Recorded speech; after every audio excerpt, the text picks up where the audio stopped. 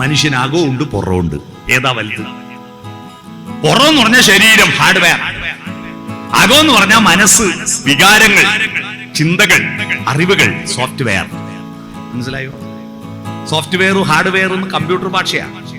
കമ്പ്യൂട്ടറിന്റെ monitor, keyboard, mouse, UPS, battery എല്ലാം ചേർന്നതാണ് അതിന്റെ ഹാർഡ്വെയർ. പക്ഷെ അതിൽ നമ്മൾ അപ്ലോഡ് ചെയ്യുന്ന, അതിൽ നിന്ന് ഡൗൺലോഡ് ചെയ്യുന്ന ഇൻഫർമേഷനുകളുടെ ഒരു മഹാസാമ്രാജ്യമാണ് അതിന്റെ സോഫ്റ്റ്വെയർ. അപ്പൊ സോഫ്റ്റ്വെയർ ആണ് മനുഷ്യന് പ്രധാനം. മൃഗങ്ങൾക്ക് ശരീരമാ പ്രധാനം, മനസ്സ് ലഘുവാ. അതാ മൃഗം.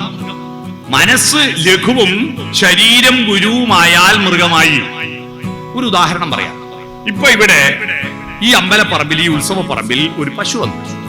ആ പശുവിന് മൂത്രമൊഴിക്കണം തോന്നി, അല്ല ചാണകം തോന്നി. ശരീരത്തിനാണല്ലോ മുട്ടുക. മുട്ടുമ്പോ മനസ്സ് പറയാ, അയ്യയ്യെ പറ്റില്ല, ആൾക്കൂട്ടത്ത് പറ്റില്ല, ആലയിലെത്തട്ടെ, അല്ലെ ടോയ്ലറ്റ് പോണം എന്ന് പറയോ? ഇല്ല.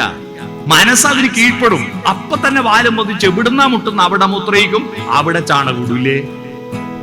കാത്തു നിൽക്കൂലല്ലോ, അപ്പൊ ഇടുവല്ലോ. മനസ്സില്ലേ? മൃഗങ്ങൾക്ക് മനസ്സില്ലേ? പട്ടിക്ക് കണക്കറിയാം. ഞാൻ തെളിവ് തരണം. എന്റെ നാട്ടിലെ പട്ടികൾക്കെല്ലാം കണക്കറിയാം. ഈ നാട്ടിൽ എനിക്കറിയാം. എന്ന് പറഞ്ഞാൽ വീതി കുറഞ്ഞ റോഡിലൂടെ നിങ്ങളൊരു സ്കൂട്ടറിൽ പോകുന്നു. റോഡിന്റെ പകുതിക്ക് ഒരു പട്ടി കിടന്നിരിക്കും. സ്കൂട്ടറിന്റെ ഒച്ച കേട്ടാ പട്ടി നോക്കുമ്പോ സ്കൂട്ടറാന്ന് കണ്ടാൽ അനങ്ങൂല. കാരണം സ്കൂട്ടറിന് പോണ്ട സ്ഥലം അവിടെ ബാക്കിയുണ്ട്. എന്നാൽ സ്കൂട്ടർ പോയി കുറച്ച് കഴിഞ്ഞപ്പോ ഒരു ലോറി വരുന്നു. പട്ടി ലോറിയാന്ന് കണ്ട എഴുന്നേറ്റ് മാറും. എന്തുകൊണ്ടാ? സ്കൂട്ടറിന് എത്രയാ വീതി, ലോറിക്ക് എത്രയാ വീതി എന്ന് ആർക്കറിയാം? പട്ടിക്കറിയുന്ന കൊണ്ടല്ലേ പട്ടി എഴുന്നേറ്റ് മാറുന്ന. പട്ടിക്കറിയാം ഓരോന്നിനും എത്രയാ വീതിയും.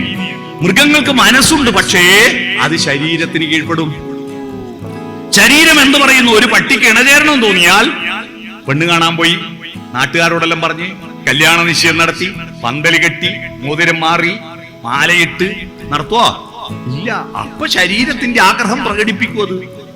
എന്നാ മനുഷ്യന് പറ്റുവോ? മനുഷ്യന്റെ ശരീരത്തിന് ഇപ്പൊ മൂത്രയിക്കണമെന്ന് ഇവിടെ തോന്നി എവിടെ വയ്ക്കുവോ? ചോദിച്ചാ പറയും, നീ എന്ത് ജന്തുവാടാന്ന് പറയില്ലേ? കാരണം നമ്മൾ മൃഗായി.